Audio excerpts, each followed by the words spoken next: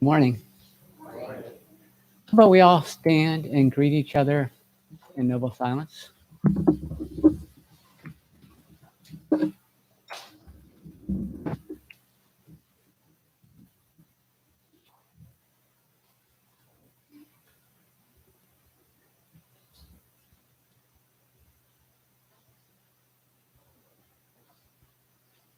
Next, we'll do the three refuges on page 7 in the handbook.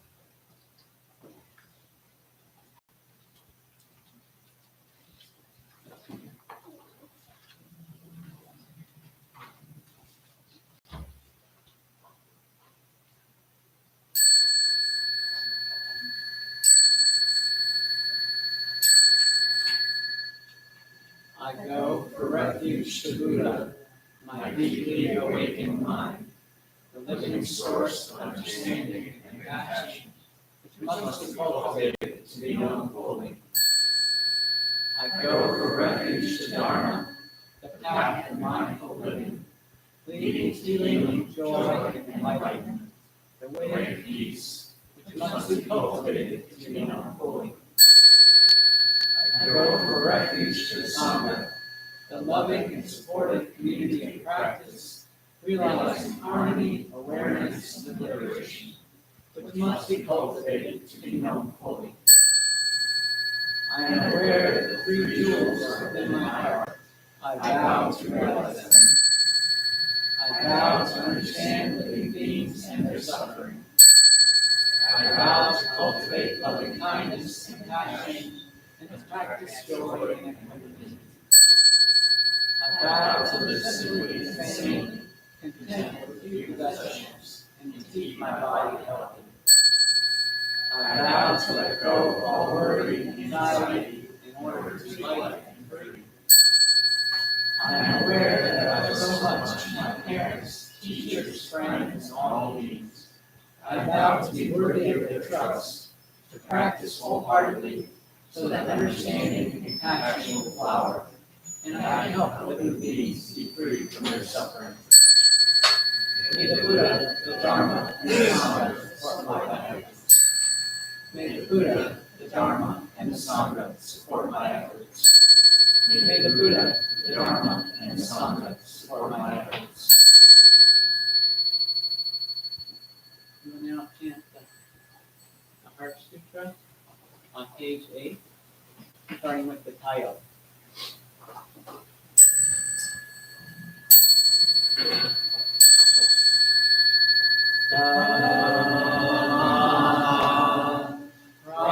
Prajna Paramita Hridaya Sutra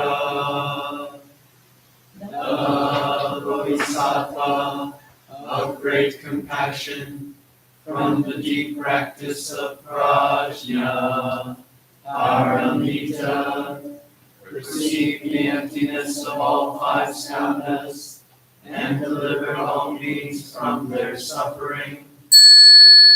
O Shariputra, form is no other than emptiness, and emptiness no other than form.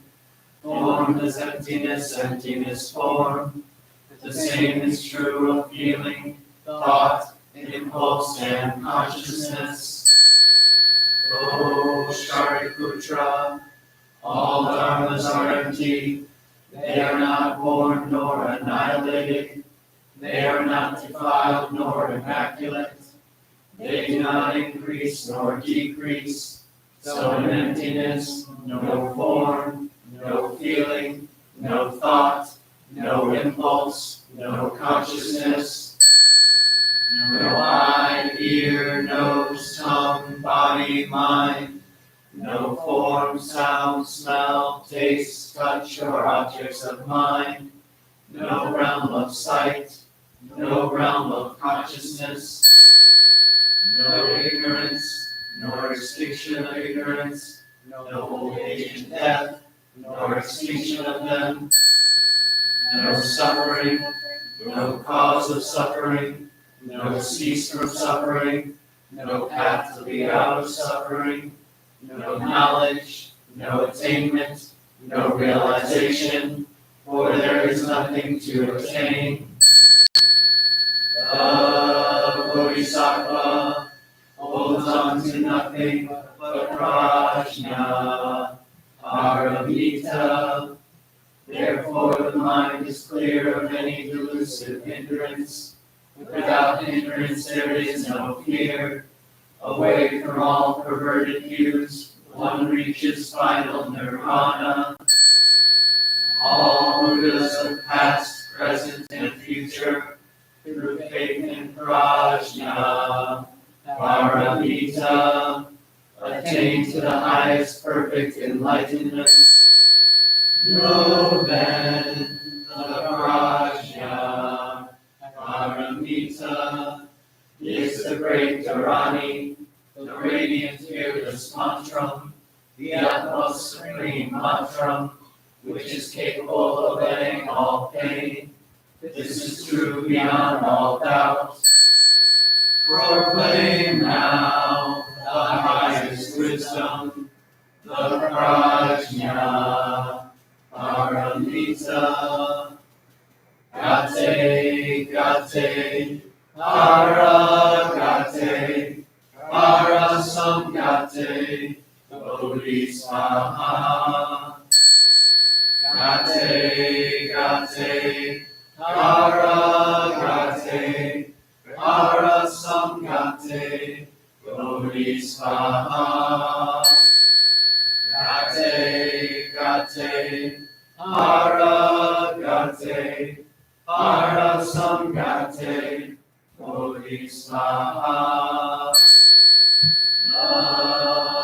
Namaha prajna paramita hridaya sutra.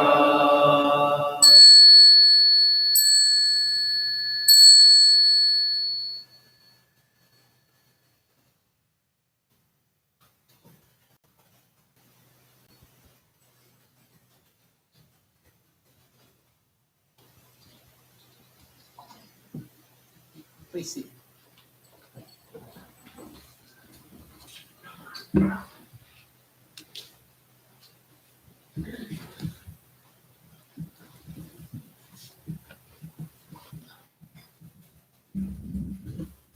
Good morning. Nice to see you all here today. I'm speaking loud enough for you? Can you hear me in the back?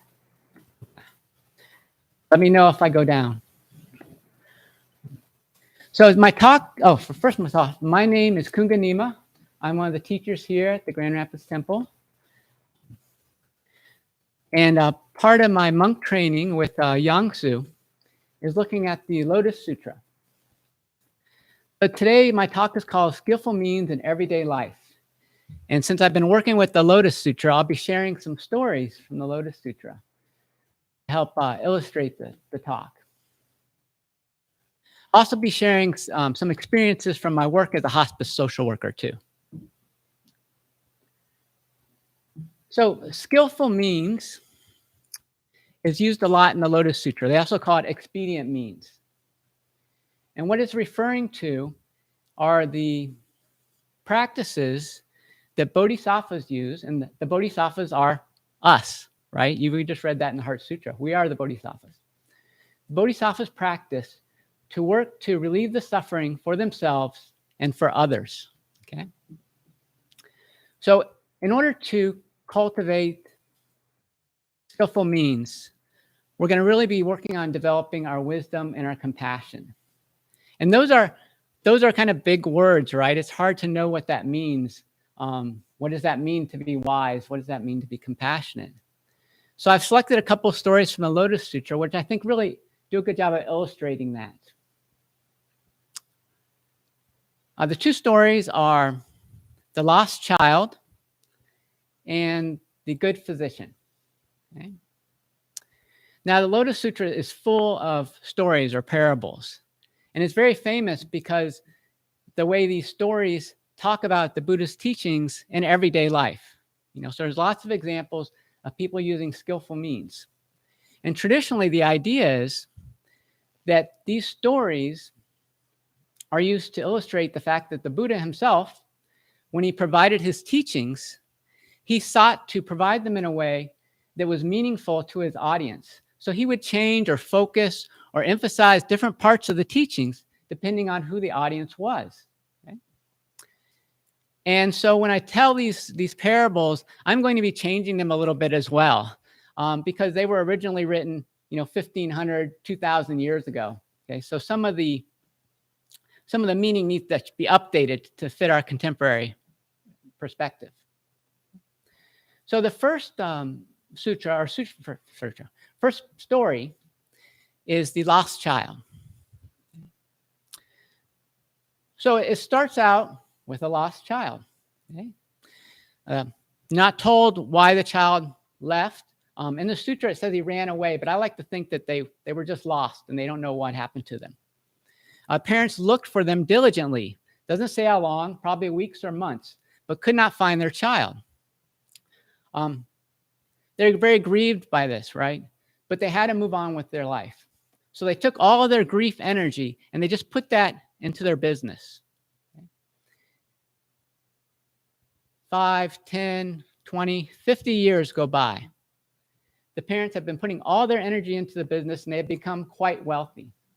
But they have never given up the thought that their lost child might turn up one day. One day they're out on the road. They're traveling with their caravan, their servants, their animals. And they see a beggar on the side of the road. And they start to talk and they become convinced that this is their lost son after 50 years. So they're very excited. They take a couple of their servants, nicely dressed servants, and send them over there to get the beggar so they can be reunited.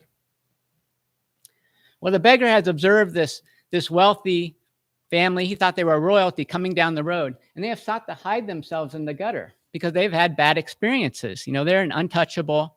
So when wealthy people come around, they're supposed to make themselves scarce. Otherwise, they get beaten. So he's expecting a beating when these servants show up. And then the servants actually reach out and grab him like they're going to bring him with them. And now he thinks not only is maybe he's going to get beaten, but maybe they're going to make him a slave. And he just can't handle it, and he passes out right there in the gutter. The parents are watching all this from their caravan, and they just call the servants away and have them come back.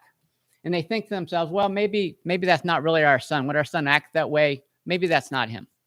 So they continue on down the road, just leave the beggar in the gutter. But as they're going on their trip, they start to talk and convince themselves, hey, maybe that was our son. Maybe we need to think about this. Maybe we need to try and reunite with him. So when they get back home, they pick out a servant who's one of the lowest servants who takes care of the animals. He's wearing rags. He only has one eye. And they figure out he won't be intimidating. We'll send him to the son, offer him a job, and then we can kind of figure out who he is. And maybe we can figure out what the next step should be. So the servant goes, meets the beggar, offers him to work at twice his normal rate. And he says, yeah, I'll try it. So he comes back. So the job they give him is excrement remover. Okay, so the person who has to go into the household and, empty the chamber pots, right? This was a job that's suitable for an untouchable. So the beggar felt like he could do this, gave him a little shack outside of the main complex where the wealthy people live. And he started his work. Now, the father wanted to know if this was really his son, and he wanted to find out more information. So he began to dress in simple clothes and visit the beggar and start to be like his informal supervisor, start to give him compliments about his work, give him, tell him what he's doing a good job, tell him what he's not doing so well, but just kind of work with him. And the mother also is interested in this. So she starts to dress in simple clothes and start to bring the beggar meals, talk to him, find out about his life, find out who he was. 10, 15, 20 years go by. Gradually, the beggar is working his way up for the company that the family runs, the business. The father had come to the point where he has told the beggar that he lost his own son, and now he thinks of the beggar as his son. And he gradually is mentoring him to work his way up, where he has actually become the father's personal advisor. The mother also has found this relationship to be really meaningful, and she has spent a lot of time providing emotional support to the son, teaching him to read, teaching him to write, helping him build his self-confidence. The father gets sick, and he goes to bed, and they think maybe he's on his deathbed. And they decide, we can't wait any longer. We need to let everyone know. So they call in all the advisors, all the business partners, and they say, and the son, this is our lost son that we lost 70 years ago. And now we are going to let him, run the family business. Okay? And that's the end of the story. Happily ever after, right? Kind of like the prodigal son, the Christian story. Except for in that story, it's a much shorter process, right? The father sees the son on the road, they bring him in, they have a party, end of story, taken care of. So I really like this story because of how it's different than that Christian story.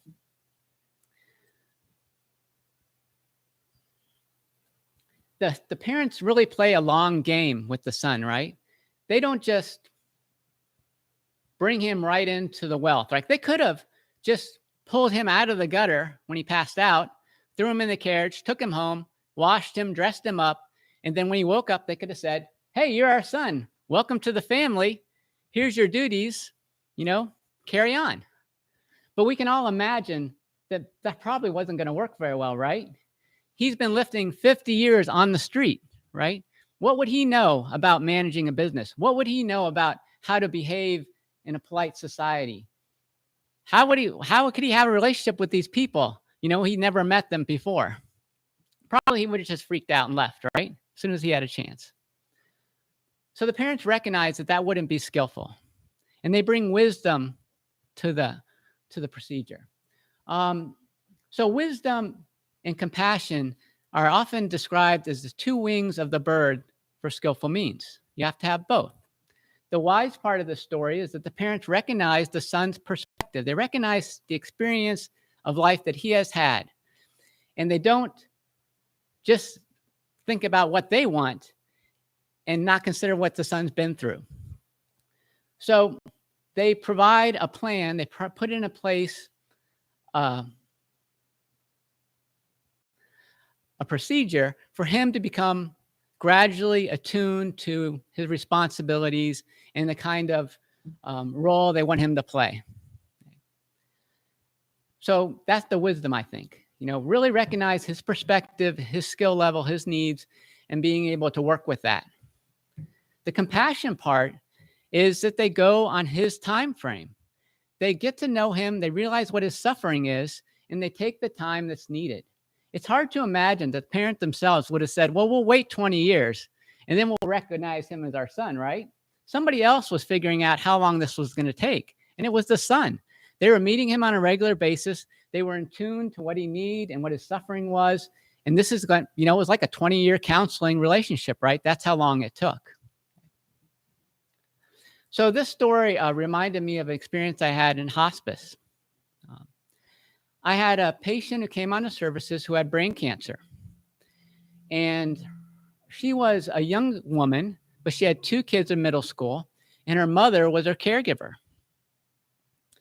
So the patient was already experiencing signs of her illness, pretty obvious signs. She could only say 1 or 2 words at a time. She had to use a walker to walk. All of her bills and finances and the care of her son was being taken over by her mother. So, but when you talk to the mother was not ready to acknowledge the condition of her daughter. The mother's point of view was, I'm a woman of faith, and I am praying for a miracle. And that is what's going to happen to my daughter. She's going to have a miracle, and she's going to recover. She's not going to die from this brain cancer. So the hospice team, myself and the nurse, were told that we cannot talk about the patient's decline. We cannot discuss that the patient might die from cancer. If we did that, the mother's going to have to tell us the hospice to go away, because that would challenge her faith. And challenging her faith would challenge the miracle and prevent it from happening. So we couldn't just tell her the truth, right? Kind of like the wealthy parents. We couldn't just tell the son the truth that he was their son. He would have said, see you later. But the nurse and I were really concerned about this, because what's going to happen to these children, with no guardianship in place, and as the mother gets sicker, how are they going to get the finances to take care of from the kids? So what I decided to do was to ask the mother what she would do if her daughter, the patient, was in a car accident and was killed or badly injured and could no longer care for her children. What would they do? What kind of plan can they set up in case that happens? And the mother was actually able to work with that idea. And she started to get things in place to set up guardianship and care for the children, her grandchildren. Even though, the chances that this patient was going to die in a car accident or get injured in an accident were much less than her dying from brain cancer, because at this point she was already bedbound, right? She wasn't going anywhere unless it was in an ambulance. But because I wasn't questioning her hope for a cure, and we're kind of working around that, we're like accepting that, she could work with doing what she needed to do. So that was kind of like the compassion part of the story, right? The wisdom was recognizing where their mother was, and that she wasn't going to discuss the patient's illness and decline because of her hope. And then the compassion was just accepting that and try to find a workaround so that we could still get what was needed from the family, but respect their wishes. So this is not unusual in hospice that we have someone come into services who is not ready to accept the fact that they're dying. Oftentimes, people with cancer can be diagnosed in like a routine medical exam and not have any symptoms of the cancer yet. But the cancer is so far advanced, or maybe just because of their own personal decisions, they don't want to get any kind of treatment. So what do we do in hospice? What we do in those cases is we just basically work on building a relationship with the families. I continue to go see them every 2 weeks, get to know them, get to know what their interests are, what their concerns are, and gradually over time, they will start to experience some symptoms of their illness, right? And then we can kind of start to discuss where they're going and what's happening, and provide that support. Now, with my patient with brain cancer, we never got to that point. I just got a call that the patient had died, and the nurse and I went there for the time of death because the mother was completely overwhelmed, right? Because it's completely unexpected to her, right? She was confident there was going to be a miracle. And when we got there, the children didn't even know the mother had died. And the grandmother asked me to tell them, because they knew she was sick, but they didn't know how serious, right? And so I told the children, and they were just beside themselves. One of them ran away, to another family member's home. But that was really difficult. And that was, but that's what had to happen. There was no way around it. That was just a bad result. But normally that's not what happens. Normally we have time, we build a relationship, people slowly come to terms with where they are, and we can provide them the support they need. Okay, I have another parable. It's a short one. This is called the good physician. A physician leaves their home, and the children at home ingest poison. They become immediately sick. They have vomiting, high fever, delusions, hallucinations. The mother comes home and says, and recognizes what's going on. And because of their symptoms, she knows what the antidote is. So she immediately goes to mixing the antidote. Benefits of having a mother to doctor. And she gives the antidote to the child who's throwing up and vomiting, and they start to feel better. She gives the antidote to the child with a high fever. They take it and they start to feel better. But the children with the psychological symptoms, the hallucinations and the delusions, don't trust their mother, and they will not take the medicine. So she realizes there's no way that they're going to listen to reason because of the illness. So she thinks about, and she has to act fast, but she comes up with a plan. She writes a letter to the children. She puts it in a packet with the antidote, and she gives it to a servant. And she says, "Don't give this to my children unless you hear that I have died." And then she leaves the house. And then a short while later, another servant returned with the message. The mother has unexpectedly been killed on the road. So the children who didn't take them, well, all the children are upset, right? But the children who didn't take the medicine are really upset. They're upset because their mother's dead, and they're upset because there's no one to treat them now. Their mother was a good doctor. They were hoping that she was going to care for them and make them better. And now she didn't do it. And they didn't even try the medicine when she was alive. And now they're just beside themselves. So then the servant comes out with the package, opens up the package, and there's a letter to the children telling them how much their mother loves them, how upset she was that they wouldn't take the medicine. But now, if they're reading this, something has happened to her. And she has some more of the antidote in this package. And if maybe they've changed their mind, they can still be helped. And the children are very happy, right? They take the antidote now and they recover. Okay? The mother shows up later. She wasn't really dead, right? She just lied to them because they're going to die. So this is another one of those stories where just telling the truth wasn't necessarily going to be helpful. Like, because of these children, because of where they were psychologically, they couldn't accept the truth. Just like the son who was lost, couldn't be told the truth that he was actually a rich man. These children could not understand. So the mother's wisdom comes to be into play because she understands that just because they don't believe her now doesn't mean that they can't change their mind later. Okay? She recognizes their situation. It's created. The reason they don't believe her is because of the illness. So she doesn't just give up on them, right? She uses her compassion. She thinks about how she could overcome their suffering. Okay? And the idea is that maybe if she can just remind them of the love she has for them, that can be the lever that changes their mind. So that's what she does. Through their grief, they're reminded of the love, and through the letter that she leaves for them. Okay? And that's how they come to understanding, they can take the medicine now. So these are really interesting parables, right? But the question is, how often in our life do we actually encounter lost children, poisoned children, or people dying from cancer, right? If we're not in hospice, probably not happening very much. Okay. But we all are experiencing relationships in our life. Okay? We have relationships with other people at home, at school, at work. Okay? And a lot of times, or maybe not a lot of times, sometimes these relationships have some tension in them. There's some conflict in the relationship, right? Maybe sometimes we have felt like the mother whose child had brain cancer, and we have someone who is in a hopeless situation, and we really just want to offer them some hope. Okay? We're not sure how to do that.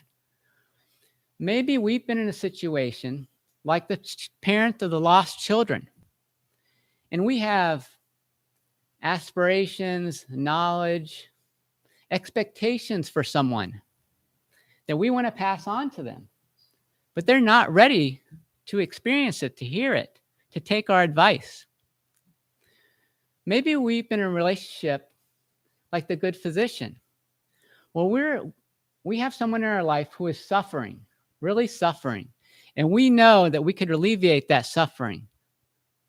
but they don't want our help. So what do these stories tell us about what we can do in those situations? Well, for me, they really brought out three things that were important. Okay? The first one was patience. Okay? How much time do we have? Is this a life or death situation? Like, if we don't make a decision right this moment, is this person going to die? There's another parable called the burning house.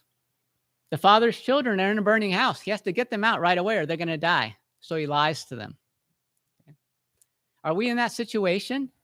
Most of the time, we're probably not in that situation. That if we don't do something right this moment, someone's going to die. So luckily, we have time. And this is important because we need time to develop a wise and compassionate approach. So the second element is wisdom. How do we develop wisdom for the situation? Well, the first thing to recognize is that our perspective and the other person are different, right? We're different people. We've had different life experiences. So what is their perspective? Asking ourselves that question. How can we discover what it is? And one thing to keep in mind is that we may not know it, even though we think we do. Thich Nhat Hanh is this Buddhist teacher, and he has this, he teaches this idea that when we interact with people, often we are not interacting with the person themselves, but with the representation that we have made of that person in our own mind. We've created an image of them, tells us what they look like, tells us what they sound like. So we hear them on the phone, tells them what they enjoy doing, what they don't enjoy doing, tells us if we like them or don't like them, right? Just like a little sketch. But it's not the whole person. This person's had 10, 20, 50 years of life experiences to kind of inform them who they are and what they like and what they want to do and what they don't want to do. A lot of times you ask people why they do things, they don't even know why they did them, right? That's why they go to counseling, to find out why they do things. So it's a very wise approach to ask ourselves, do we really know what their perception is? And then question what we think we know and try and build on that. And then the third thing is compassion. Okay. Like I said before, compassion can be a big word, and it's hard to know what that really means. I don't think it means just feeling sorry for people.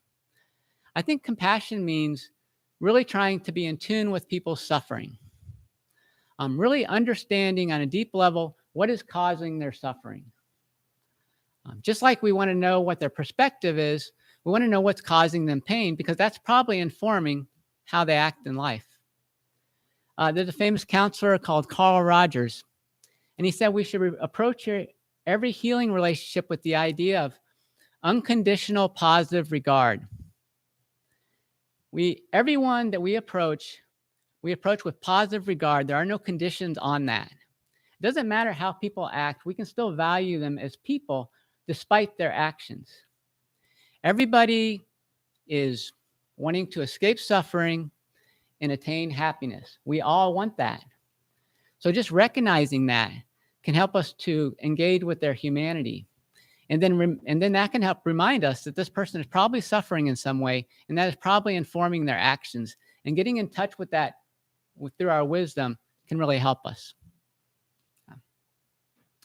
So, and the last thing I wanted to say was, this skillful means, this wisdom and compassion has to start with you, yourself. If you're in a relationship that's causing you suffering, you may need to break out of that relationship. You may need to cut off that relationship.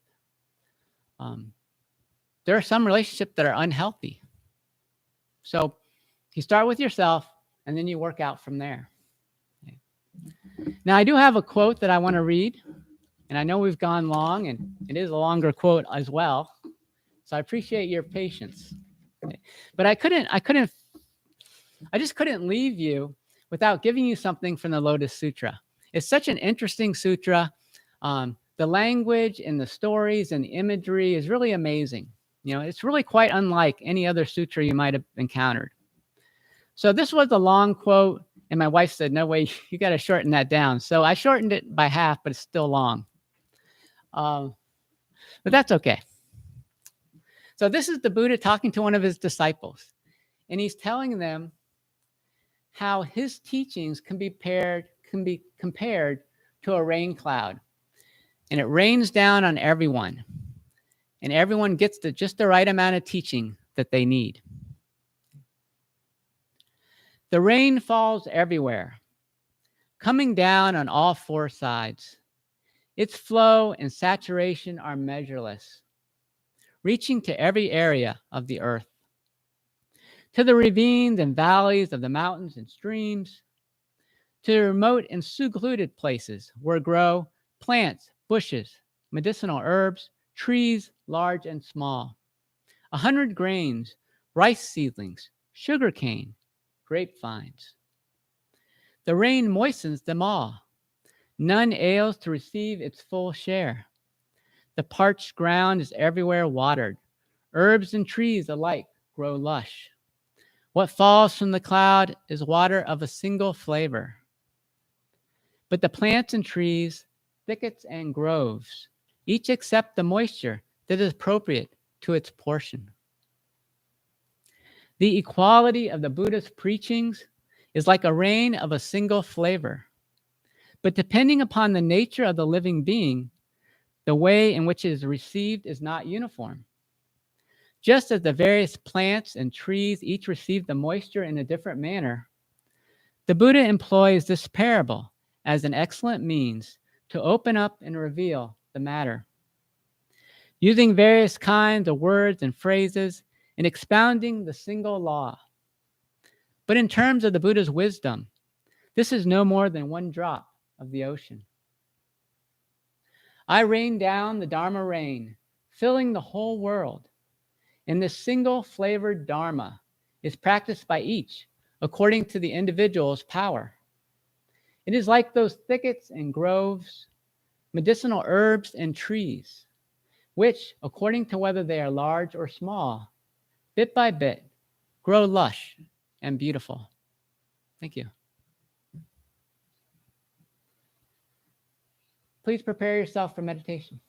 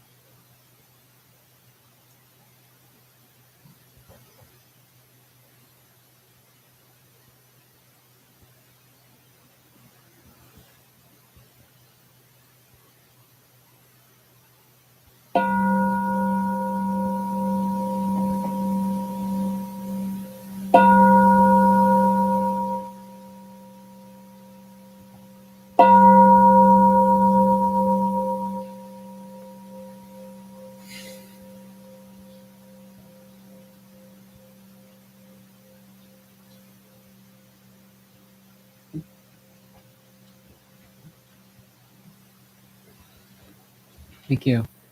Before we do announcements, I just wanted to pass on something to people about meditation. Um, so meditation is a great place to build your patience, number one. And number two, well, you got to be patient with your body, right? Because you're not used to sitting in that posture. So my suggestion is you sit in that posture when you're not meditating, watching a movie, eating dinner, hanging out with friends. If you sit in your meditation posture more frequently, your body will get used to it. You'll be able to sit longer, more comfortably. It doesn't matter that you're not meditating with your brain, but your body's just getting used to that posture. And you probably notice that your body is one of the first things to say, hey, we're done. I'm sore. So that's the way you can kind of build that up over time. It just takes practice. You're just acclimating your body to a different experience. So that's all I have to say about that. So announcements.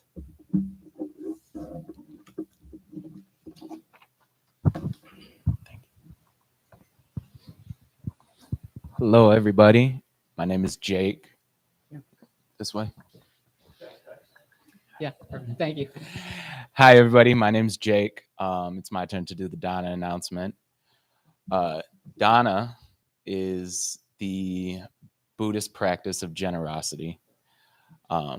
This temple is sustained entirely by the generosity and the donations of all of the people who help keep this place running, either through their financial contributions or contributions of time and energy. And nobody here makes a cent off of the temple. There are a variety of ways that you can contribute if you'd like to. One is your time and energy.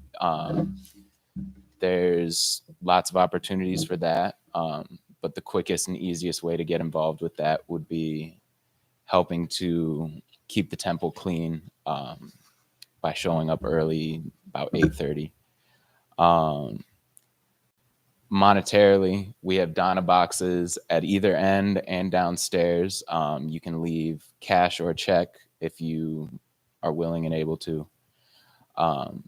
For the people watching online, there's something about a drop-down arrow. I don't know. I haven't seen it, but if you look around, I'm sure you'll find it. We also have a link that's available on the website, zengr.org. And there's also the Amazon Smile program. So if you shop online, Amazon Smile is something you can sign up for, and you can designate the temple as the beneficiary of that.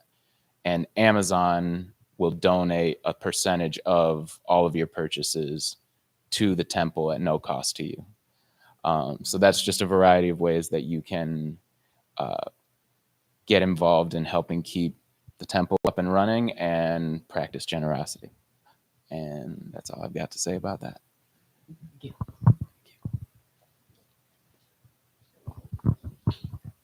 Any other announcements? Oh, I have an announcement. Yang-Su's birthday today. 70 years old. So I thought, oh, this is really violating the sacred space of the temple. But then I thought, let's just sing him happy birthday. In Buddhist terms, we're actually going to sing him happy continuation day, right? Because he's just continuation of his ancestors. But please join me. Happy continuation day to you.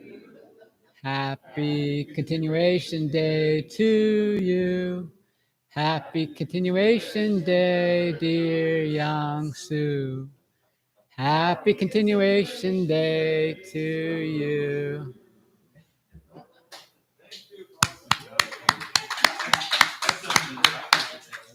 But it isn't actually until 11:52 tonight. Still, I'm not quite 70 yet. Well, to piggyback on that, if I can, just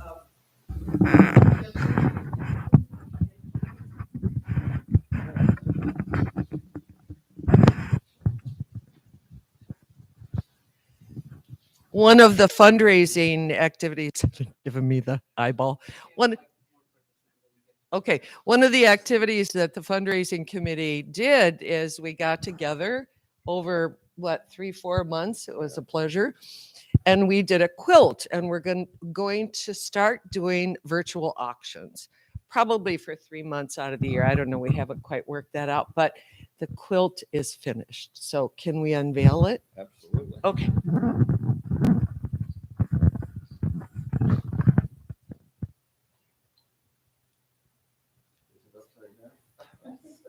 Is it? Yeah, there you go. We'll get a coin. So a lot of love and patience and time went into creating this. Each square was thought out. Yes. Yeah. Do you want to say anything? It was a gas. It was fun. You know, this is the second one. Yeah. I'm not committing when we'll do the next one. I've got a whole bunch of quilts I got to do for other people. But yeah, but this was fun. And it'll probably happen again. I wanted to share that with you guys. Yeah. And it'll be online. We'll put it online. So think about it for maybe a Christmas present for someone you love. They can block you out. Yes. You want to see the front? Beautiful. Yeah. Thank you. Turned out.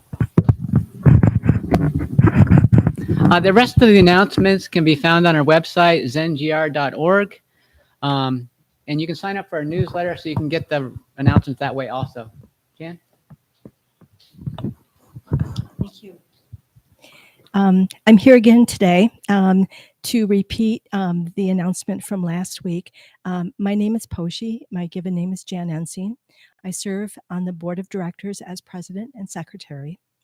I'm here to call a meeting to amend the Articles of Incorporation. We need to amend Article 1 of our Articles of Incorporation to legally change the name of the temple. This amendment will be approved by the Board of Directors, Dharma Council, subscribers to the temple's newsletter, and attendees of the temple, including those joining via YouTube and Zoom. So instructions to call this vote to amend the Articles of Incorporation are, and I scribbled in a note.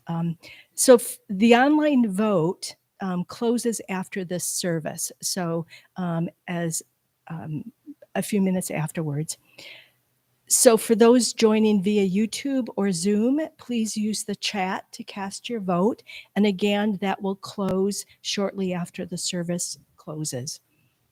For those of you who are in attendance at the temple this morning and who have already voted online, please do not vote again. For all others in attendance at the temple this morning, ballots are at the back entrance. You'll see a bamboo bowl, and in front of them are two boxes. So as you exit, and I would suggest in the next 10, 15 minutes, even if you're not going to leave right away, please vote right away, because I will need to take that down around 11:15. The yellow slip is yes. Y for yellow and yes, and then the white is for no, and each of those boxes are marked. And the exact language for the vote to amend the Articles of Incorporation read as, Article 1, we will change our temple's name from Grand Rapids Zen Center and Buddhist Temple to Grand Rapids Buddhist Temple. Should this article be amended? Yes, yellow, white, no.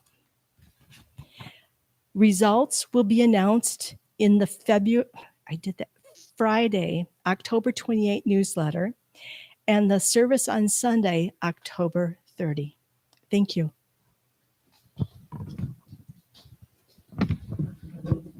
We'll have tea after the service. After we do the closing gathas, please maintain noble silence and go collect the chant books, but the cushions can all be left. Just make sure they look straight. Thank you. Please rise for the closing gathas on page 9.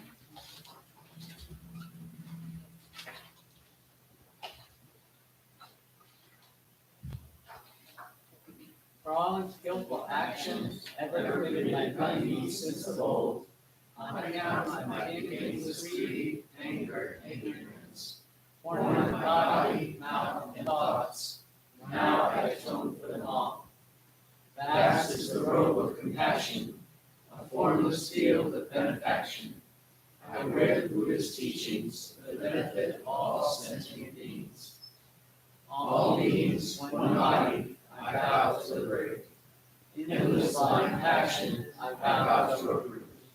Dharma gates without number, I vow to penetrate.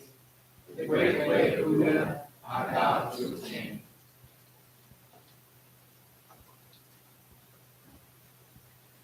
You can have the side face this way.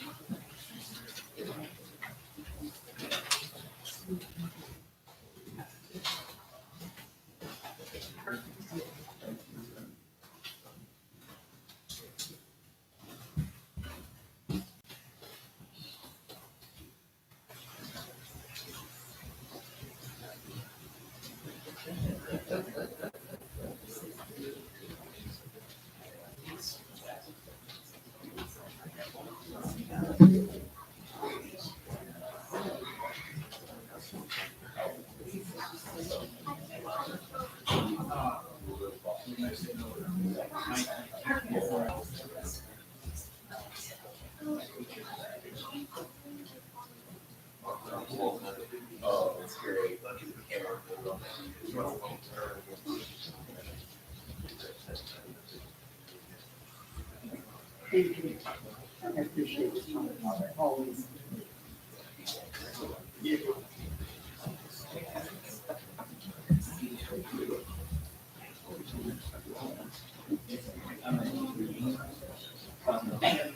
No. So, it's the oldest.